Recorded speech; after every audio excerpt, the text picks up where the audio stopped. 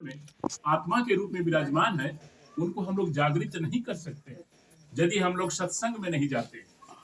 जीवन में हमारे आचार्य देव, परम पूज्य श्री से आचार्य देव हमें ये बात बोलते हैं कि हमारे दो ही संग है, या तो हम सत्संग में है, नहीं तो हम असत्संग में हैं। वो कैसे सत्संग? क्योंकि यदि हम सत्संग में नहीं होते तो हम लोग अनफ शनफ बातें किए होते। अभी कहीं बैठ के मंदिर में बहुत सारे बातें करते होते, कोई कुछ अपना अपना ढंग से करते होते।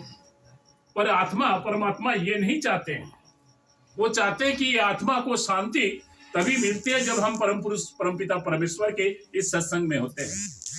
ठाकुर जी बोले सत्ता सच्चिदानंदमय है, असत निरोधी है। ये सत्ता हमेशा असत को निरोध करना चाहता है, असत को वध करना चाहता है, असत को वश करना चाहता है। असत निरोधी है ये सत्ता, और ये सच्चिदानंद के परिपोषक है ये धर्म। अभी तक जब तक हम लोग सत्संग में नहीं आए थे तब तक हम लोग सोचते कि ये धर्म तो हिंदू धर्म, मुसलमान धर्म, क्रिश्चियन धर्म, ये सारे धर्म हम लोग सोचते थे। कभी हम लोग बाबा धाम को चले जाते सावन में, कभी वैष्णो देवी चले जाते, कभी तीर्थ को भ्रमण को लिए चले जाते। ये मान लेते थे कि 4 तीर्थ का भ्रमण कर ले तो हमारे सारे पाप को धुल जाए। हाँ, जब तक हम लोग धाम में रहते बड़ा मन को प्रसन्न होता, बड़ा आनंद लगता, लगे कि यही रह जाए। पर हम तो रह नहीं सकते, हमें आपस तो ये इस गृहस्थ धर्म में आना ही है। तो हमें घर को क्यों मंदिर नहीं बनाए? इस घर का परिवेश ऐसा बनाए कि हमारे मन यहीं पर लग जाए और मन को शांति और सुकून मिले। उसके लिए ही ठाकुर जी परमपिता परमेश्वर नर रूप में फिर इस धरधाम पर आए। भगवान कृष्ण जी जब आए थे तब बोले ना, सर्वधर्मन परित्यज्य मामेकम शरणं व्रज ओहम त्वाः सर्व पापेभ्यो मोक्षाय स्वयमेवासुचम। आप सर्व धर्म को त्याग कर आप हमारे शरण में आइए। क्यों भाई ऐसा बोले? सर्व धर्म को त्याग कर हम आपके शरण में क्यों? क्योंकि जब पुरुषोत्तम दापर में आए तो वो उस युग के लिए जो विधि वो दिए वो उसके लिए कारगर था और वो ज्यादा सार्थक था हमारे जीवन में। और समय को चलता किया। अब एक कली युग में आकर फिर ठाकुर जी हमें बोल रहे कि आप सदगुरु के शरणापन्न हो, सतनाम के मनन करो, सत्संग के आश्रय ग्रहण करो। मैं निश्चय कहता हूं कि हमें उन्नयन के लिए सोचना नहीं पड़ेगा। देखिए, हम यहाँ जितने भी हम बैठे हुए माताएं भाई, हमारे जितने भी, हम सबको ही चाहते हैं कि हमारे घर खुशहाल हो, आनंद में हो, बेटा हमारा बात सुने, बेटी हमारे बात सुने, बहू हमारे, एक आनंदमय परिवेश हम लोग चाहते हैं। पर विडंबना देखिए, हम वो कर नहीं पाते।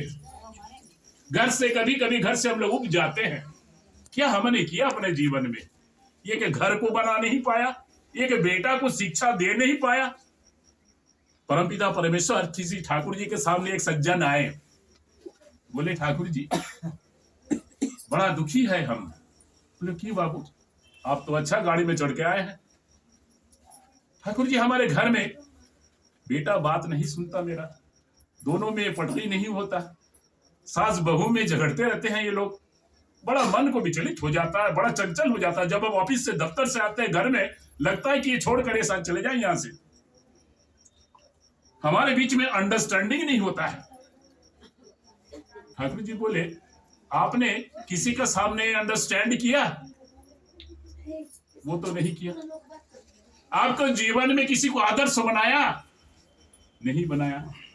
आपका जीवन में कोई गुरु है जो ये शिक्षा को आपको दे कि इस गृहस्थ धर्म को कैसे सुखमय, शांतिमय, आनंदमय कर सके, जीवन को, धर्म को कैसे हम धारण कर सके? ये कोई नहीं बताया।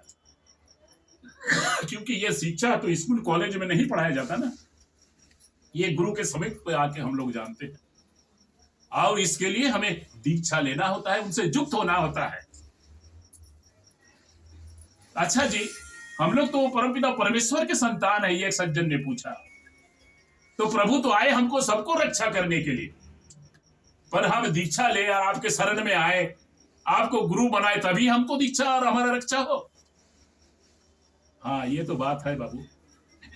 आप रेडियो देखे हैं? ठाकुर जी पूछ रहे। हाँ, रेडियो तो देखे हैं। रेडियो में कभी अब कलकत्ता लगाते हैं, कभी बंगाल, कभी मुंबई और दिल्ली पटना लगाते हैं। हाँ, वो तो होता ही है, गाना तो लगता ही है।